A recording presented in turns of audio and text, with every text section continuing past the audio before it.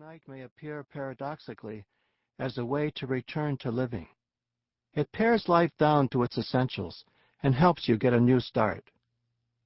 Here I want to explore positive contributions of your dark nights, painful though they may be. I don't want to romanticize them or deny their dangers. I don't even want to suggest that you can always get through them. But I do see them as opportunities to be transformed from within, in ways you could never imagine. A dark night is like Dante getting sleepy, wandering from his path, mindlessly slipping into a cave. It is like Alice looking at the mirror and then going through it. It is like Odysseus being tossed by stormy waves, and Tristan adrift without an oar. You don't choose a dark night for yourself. It is given to you. Your job is to get close to it and sift it for its gold. You probably know more about the depths of your soul from periods of pain and confusion than from times of comfort.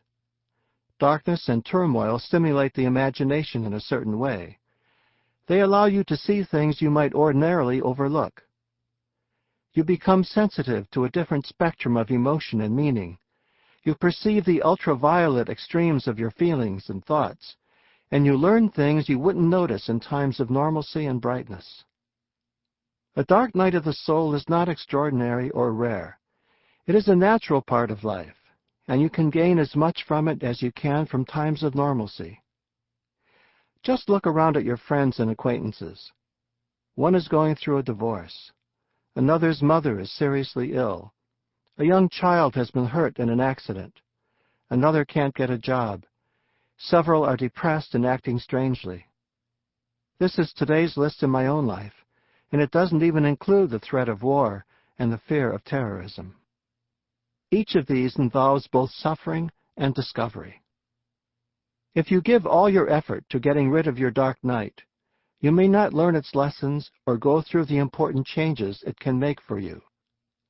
I want to encourage you to enter the darkness with all your strength and intelligence, and perhaps find a new vision and a deeper sense of self.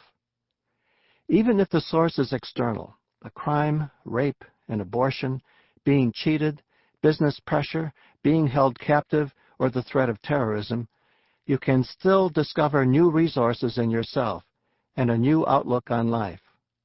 We are not out to solve the dark night, but to be enriched by it. The phrase dark night of the soul comes from the Spanish mystic and poet John of the Cross. John was a member of the Christian religious order of Carmelites, and along with St. Teresa of Avila, tried to reform that order. Many in the order were so against reform that they imprisoned John for 8 months, during which he wrote a series of remarkable poems. His later writing is chiefly commentary on those poems, one of them entitled Dark Night of the Soul. John writes about the night of the senses and the night of the spirit. The first phase is a purifying of intention and motivation. The second, a process of living by radical faith and trust. John's work is used especially by those who devote themselves seriously to cultivating a spiritual life through community, meditation, and various forms of service. Less technically, the term sometimes refers to depression or to bleak and trying periods in a person's life. In my use of the phrase, I fall somewhere in between. I see a dark night of the soul as a period of transformation. It is more like a stage in alchemy than an obstacle to happiness. Usually it lasts a while. You wouldn't call a day's worry a dark night of the soul. It doesn't always end happily with some new personal discovery. In fact, we will see several examples of people who committed suicide or succumbed to illness. To appreciate these episodes as transformations in the soul, you can't judge them by any simple external measure. You have to look deep and close, understanding that you can make significant gains by going through a challenge, and yet it's not always obvious how you benefited from the darkness. Sometimes a dark night makes sense because of what it contributes to others, not what it does for you. I am always slow to label difficult emotions as sick. Usually I would rather see them as trials that make you more of a person. I keep in mind the many men and women of the past I admire, who were complicated, who were neither whole nor healthy. You will find many such people described in this book, and held up as models, even though their imperfections and failures showed luminously in their lives. In general, I place a higher value on soulfulness than on health and propriety. One chapter of my book, Care of the Soul in particular, made an impression on many readers: Gifts of Depression. I have learned from many sources, ancient medical books, thoughtful artists and writers, and the work of C.G. Jung and James Hillman, to value visitations of melancholy and sadness. I tried to be specific about the rewards that can come from depressive moods. As overwhelming and distressing as it is, what we call depression is, after all, a human experience, tied to all the other meaningful events in your life. You do a disservice to yourself when you treat your feelings of despair and emptiness as deviations from the normal and healthy life you idealize. The dark times, too, like enlightenments and achievements, leave their mark and make you a person of insight and compassion. This book begins with some strong images from ancient ritual and religion. People of the far distant past knew secrets to dealing with trying times that have been forgotten. The image of the night sea journey, the notion of catharsis, rituals to help with life passages, and a moon spirit with rather unholy but helpful blessings. Then we look at intelligence and love, how to think and how to be connected, as important lessons to learn from a dark night. Finally, we consider various aspects of ordinary life in which a dark night of the soul might well appear, in attempts to be creative, and our need for beauty, in anger, and in those times when we lose it, in illness and old age. Each of these experiences might spawn a special kind of dark night.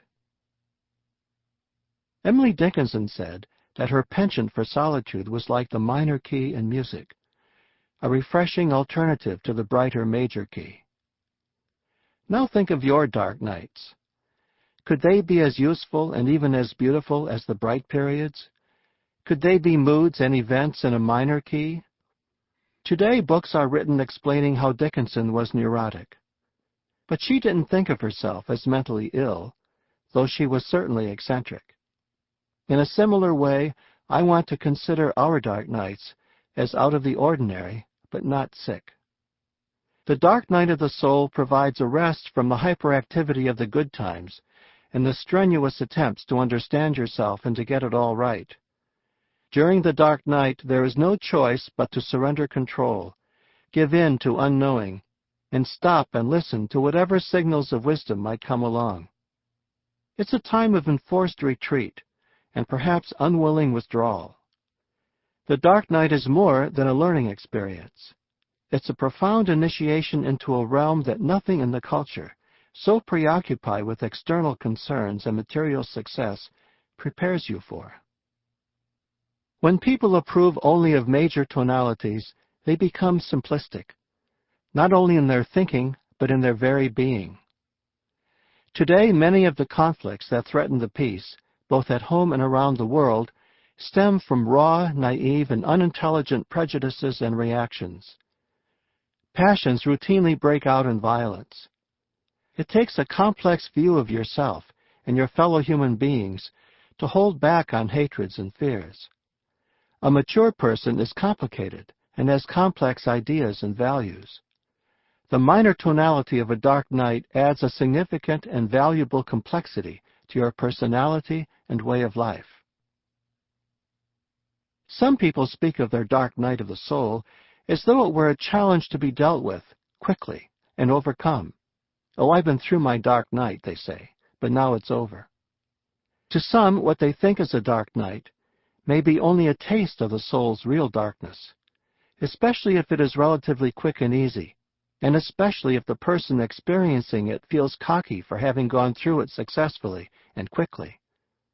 The real dark night cannot be dismissed so easily. It leaves a lasting effect, and in fact alters you for good. It's nothing to brag about.